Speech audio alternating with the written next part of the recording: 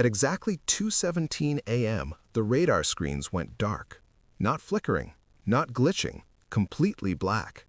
And Iran didn't even know it was already under attack.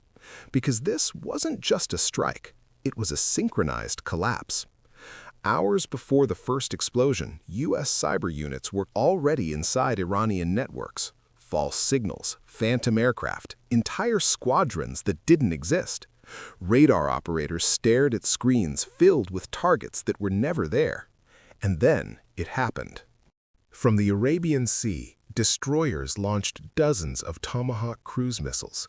From the Mediterranean, another wave. Submarines added their own silent payload. But here's the terrifying part. They weren't launched at the same time. They were launched to arrive at the same time. Military planners call it time on target. Missiles traveling hundreds of miles from completely different directions, calculated to hit within the same second. Why? Because if everything explodes at once, the enemy can't react. Air defenses don't get a second chance.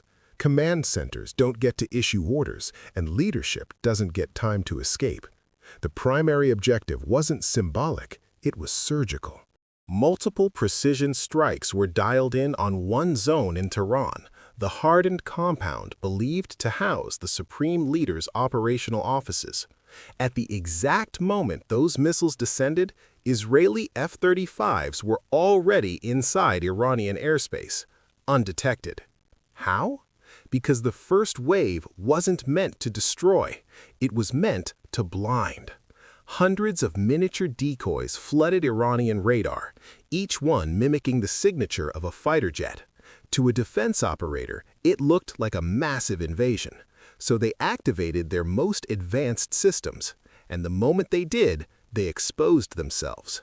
Anti-radiation missiles locked on instantly. Radar stations were erased within minutes. Now, the door was open. Stealth bombers moved toward hardened nuclear facilities.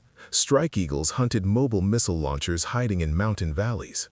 Carrier-based aircraft launched every 30 seconds, turning the sea into a floating airbase. Within the first hour, Iran's integrated air defense network wasn't suppressed, it was fractured. But here's what makes this dangerous. Iran doesn't need air superiority to retaliate. 2 hours after the first impact, ballistic missiles began lifting off. Not one or two, waves.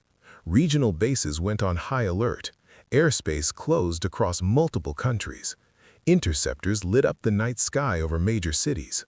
This is where the strategy shifts, because the real question isn't how the strike happened, it's whether it achieved its ultimate goal. Initial reports claimed the Supreme Leader was inside the compound. Secondary intelligence suggested he had moved hours earlier. Then conflicting confirmations started to surface. Some sources claimed he was dead, others said he escaped. And in modern warfare, information is a weapon.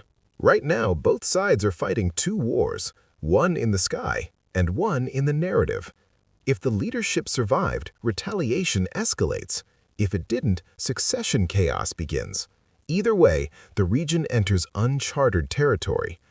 Because this wasn't a warning shot, this was an attempt at systemic shock, a synchronized effort to blind, overwhelm, and decapitate in a single coordinated moment.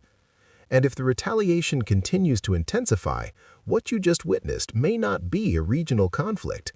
It may be the opening move of something much larger. The radar screens went dark at 2:17 a.m., but the real question is, what turns off next?